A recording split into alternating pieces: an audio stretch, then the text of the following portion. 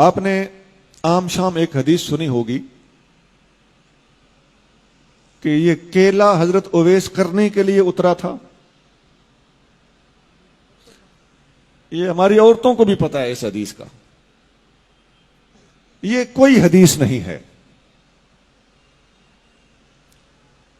آپ نے ایک اور حدیث سنی ہوگی کہ نبی کریم صلی اللہ علیہ وآلہ وسلم نے ایک بڑھیا کی گٹھڑی اٹھائی, اسے اس کی منزل مقصود تک پہنچایا. اس بڑھیا نے پھر دعا دی, بیٹا کہنے لگی کہ محمد سے بچ کے رہنا, وہ جادو کرتے ہیں معاذ اللہ. تو حضور نے فرمایا وہ جسے تم یہ کہہ رہی ہو میں وہی ہوں.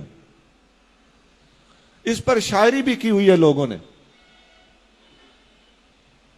یہ کوئی حدیث نہیں ہے. وہ کوڑا پھینکنے والی بوڑھیا کی عورت حدیث آپ نے سنی پڑی ہوگی, ہم نے اس کا کہیں وجود نہیں دیکھا. وہ حضرت بلال حبشی نے صبح کی اذان نہ دی تو سورج نہ نکلا. یہ سب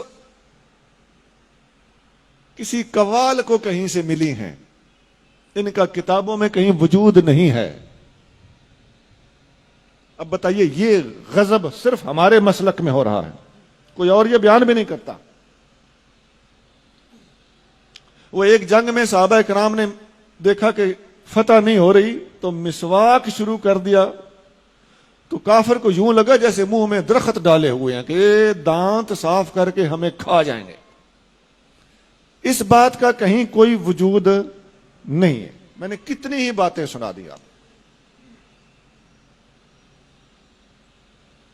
وہ حضور صلی اللہ علیہ وسلم کے پاس ایک بندہ بیٹا لینے آیا تو وہ آپ نے فرمایا کہ تیرے نصیب میں بیٹا نہیں ہے. باہر نکلا تو امام حسین رضی اللہ تعالیٰ عنہ کھیل رہے تھے. آپ نے فرمایا 1 2 3 4. حضور باہر تشریف لے آیا, آپ نے فرمایا حسین بس. اب اس کا کہیں کتابوں میں کوئی وجود نہیں, محققین کے ہاں اس کا کوئی وجود نہیں. اس قسم کی باتیں ہیں. کچھ اور بھی بہت ہے, میں نے کافی ساری باتیں سنا دی ہیں. ایسی حدیثیں ہمارے ہاں ہمارے اہل سنت کے حلقوں میں, خاص طور سے عوامی حلقوں میں اور خواتین میں, اور خاص طور سے یہ جو ہم الحمدللہ معجزات کرامات کے سب سے زیادہ چونکہ ماننے والے ہم ہی ہیں, ہماری اس محبت عقیدت اور صحیح العقیدگی سے ناجائز فائدہ اٹھاتے ہوئے لوگوں نے اس قسم کی باتیں بھی ہمارے اندر داخل کر دی. میں نے پوری احتیاط سے کام لیتے ہوئے کچھ باتیں بتائی ہیں. میرے ذہن میں اور بھی وہ حدیثیں ہیں جن کو حدیثیں کہا جا رہا ہے, وہ حدیثیں نہیں ہیں. اور ایسا ہے کہ اگر آپ ان کو کسی خاص طور سے کسی سٹیج پہ بیان ہو رہی ہو تو عوام کا کیا قصور. میں اپنے بیٹوں سے درخواست کروں گا کہ حدیث آپ نے کنفرم کیے بغیر کبھی بیان نہیں کرنی, اور اگر کوئی بیان کرے آپ کو پتا ہو کہ یہ حدیث نہیں ہے تو اسے ضرور سمجھانا ہے. نہیں تو دین کا بہت بڑا نقصان ہو رہا ہے اور ابھی اور ہو چلا ہے. جرت کوئی نہیں کرتا کسی کو سمجھانے کی اپنی عزت بچانے کے لیے. جھوٹ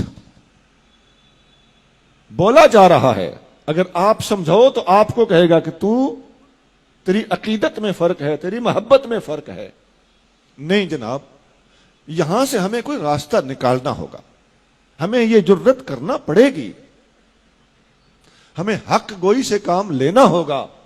ہمیں فاروق اعظم کی طرح یقول الحق ولو کان مرا, فاروق حق بولتا ہے خواہ کڑوا ہو, اس کا مصداق بننا پڑے گا.